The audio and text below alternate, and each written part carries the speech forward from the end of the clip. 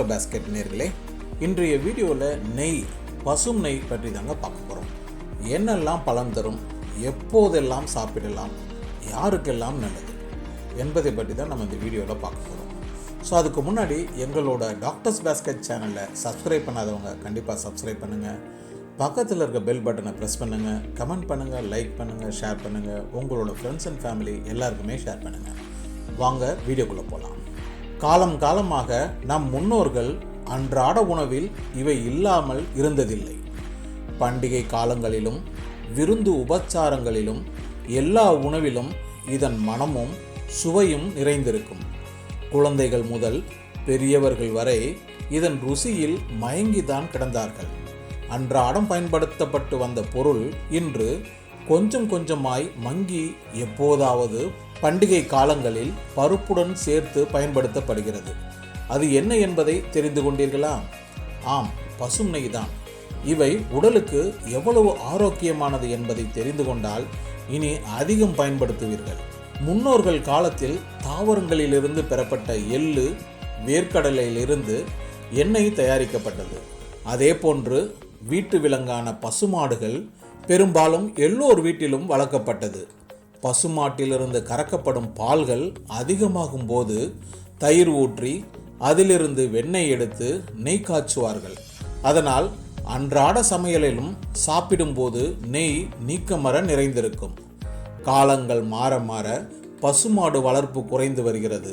அதனால் பெரும்பாலும் மார்க்கெட்டில் விற்பனை செய்யப்படும் நெய் வாங்கி பயன்படுத்துகிறோம். எனினும் இதன் பயன்பாடு குறைந்து வருகிறது என்றுதான் சொல்ல வேண்டும். இது நெய்யில் மருத்துவ குணம் கொண்டதா? 2000 ஆண்டுகளுக்கு முன்பு சித்த மருத்துவத்திலும் ஆயுர்வேத மருத்துவத்திலும் நெய்யை அதிகமாக பயன்படுத்தினார்கள். மருந்துகள் கெடாமல் பாதுகாக்க நெய் பயன்படுத்தப்பட்டது குறிப்பிடத்தக்கது. ஒரு டியூஸ்பூன் நெய்யில் 14 கிராம் கொழுப்பு சத்து உள்ளது. நெய்யில் உப்பு, லாக்டோஸ் சத்து கிடையாது. மீனை போன்று நெய்யிலும் ஒமேகா 3 கொழுப்பு அமிலங்கள் இருப்பதாக சமீபத்தில் ஆய்வில் கண்டறிந்திருக்கிறார்கள். நெய் சாப்பிடும்போது வயிற்றில் இருக்கும் அமிலத்தன்மை சமமாகிறது. இவை குடல் பகுதியில் இருக்கும் மியூக்கஸ் லைனிங்கை உறுதியாக்குகிறது. குடலில் ஏற்படும் புண்களை ஆற்றுகிறது.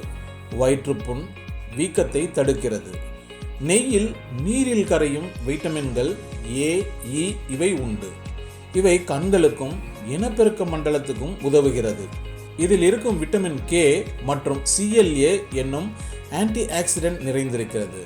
இவை உடலுக்கு நோய் எதிர்ப்பு சக்தியை கொடுக்கிறது. உடலுக்கு நல்ல கொழுப்பு தரக்கூடிய சாச்சுரேட் கொழுப்பு நெய்யில் உண்டு. பால் ஒவ்வாமையை தரும் என்பவர்கள் கூட நெய்யை தவிர்க்காமல் எடுத்துக்கொள்ளலாம். குறிப்பாக குழந்தைகளுக்கு நெய் சேர்த்த உணவை தரும்போது அவர்களுக்கு நினைவு திறன் அதிகரிக்கிறது. மனதில் பயம், பதட்டம் போன்றவற்றை வரவிடாமல் செய்வதோடு உடல் மந்தத்தை விரட்டி அடிக்கிறது. சோம்பலை குறைத்து சுறுசுறுப்பை உண்டாக்குகிறது. மூளையின் நரம்புகளை சுறுசுறுப்பாக வைக்க துணை புரிகிறது. பசி உணர்வை தூண்டவும் பயன்படுகிறது. மூட்டுகளை வலுப்படுத்தவும் புற்றுநோய் செல்களை அழிக்கவும் உதவும் நெய் சருமத்தில் பளபளப்பையும் கூட்ட உதவுகிறது. நெய் உடல் பருமனை உண்டாக்கிவிடும் என்று சிலர் நினைப்பதுண்டு. ஆனால் காலையில் ஒரு டியூஸ்பூன் நெய் வெறும் வயிற்றில் எடுப்பதால் உடலின் மெட்டபாலிசம் அளவு தூண்டப்பட்டு உடல் எடை குறைய செய்து உடல் ஆரோக்கியத்தை பாதுகாக்கிறது என்று சொல்லுகிறார்கள். பொதுவாக எண்ணெய் வகைகளை சூடேற்றும் போது அதனுடைய வெப்பநிலையில் மாற்றம் உண்டாகும். இவை உடலுக்கு ஏற்புடையதல்ல. ஆனால் நெய்யை எவ்வளவு சூடாக்கினாலும் அதன் தன்மை சிறிதும் மாறாது. 482 ஃபாரன்ஹீட்டுக்கு மேல் சூடாக்கினாலும் அதன் தன்மை மாறாமல் இருக்கும் என்பது குறிப்பிடத்தக்கது. ஆண்டு முழுவதும் செக்கில் ஆட்டிய எண்ணெயை வைத்து பாதுகாப்பது போல் நெய்யையும் வருட கணக்காக வைத்திருந்து பயன்படுத்தலாம். ஒவ்வொரு முறை பயன்படுத்தும் போதும் இதனுடைய பயன்கள் அப்படியே முழுமையாக கிடைக்கும். அதனால்தான் மருத்துவத்துறையில் நெய்யின் பயன்பாடு இருந்ததை உணரலாம். நெய் நாம் எப்போதெல்லாம் பயன்படுத்தலாம்? நெய் அன்றாட உணவில் பயன்படுத்தும் போது பலன் பெறலாம் என்பதற்கேற்ப அதை பயன்படுத்தும் நேரமும் உண்டு என்கிறார்கள். தினமும் மதிய வேளையில் பயன்படுத்துவது தான் சிறந்தது. 1 வயது குழந்தைகள் முதல் வயது முதிர்ந்தவர்கள் வரை உணவில் நெய் சேர்த்து கொள்ளலாம். ஃப்ரிட்ஜில் இருந்து எடுத்து குளிர்ந்த உணவில் நெய் சேர்த்து சாப்பிடக்கூடாது. சூடான அல்லது மிதமான சூட்டில் இருக்கும் சாதம், சாம்பார், குழம்பு வகைகள் சேர்த்து சாப்பிடலாம். நெய்யை உப்பு சேர்த்து பயன்படுத்த வேண்டும். பெரும்பாலும் தோசை, பொங்கல் உணவுகளை காலை, இரவு செய்யும் போது அதில் நெய் சேர்க்கக்கூடாது. குழந்தைகளுக்கு கொடுக்கும்போது பருப்பு உணவோடு சேர்த்து கொடுக்கலாம்.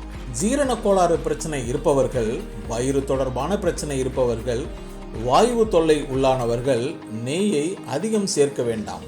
எல்லாவற்றையும் விட மிக முக்கியமானது, நெய் வாங்குவது பசு நெய்யில் மட்டும்தான் இத்தனை சிறப்பான பலன்களை பெற முடியும். எருமை பாலிலிருந்து தயாரிக்கப்படும் நெய் கலப்படம் கலந்த நெய் எந்த விதமான பலனையும் தராது. நெய் பார்க்கும் போதே மணலாய் இருக்கும். வெண்ணெய் உருக்கி காய்ச்சும் போது மனம் வீசும். கொழகொழப்பு தன்மையோடு இருக்காது. இனி சமையலுக்கு எண்ணெய் வாங்கும்போது நெய் வாங்கவும் மறக்காதீர்கள். பண்டிகை காலத்துக்கு மட்டுமல்ல, எல்லா காலத்துக்கும் உகந்தது பசு நெய். மீண்டும் அடுத்த வீடியோவில் சந்திக்கலாம். என்ன நேயர்களே, கூறிய கருத்துக்கள் அனைத்தும் உங்களுக்கு பயனுள்ளதாக இருக்கும் என்று நாங்கள் நம்புகிறோம். எங்களோட சேனலை சப்ஸ்கிரைப் பண்ணாதவங்க கண்டிப்பாக சப்ஸ்கிரைப் பண்ணுங்கள், லைக் பண்ணுங்கள், ஷேர் பண்ணுங்கள், உங்கள் ஃப்ரெண்ட்ஸ் அண்ட் ஃபேமிலி எல்லாருக்குமே ஷேர் பண்ணுங்கள். மீண்டும் அடுத்த வாரம் உங்களை சந்திக்கிறேன். அதுவரை உங்களிடமிருந்து விடைபெறுவது ரவிச்சந்திரன். நன்றி, வணக்கம்.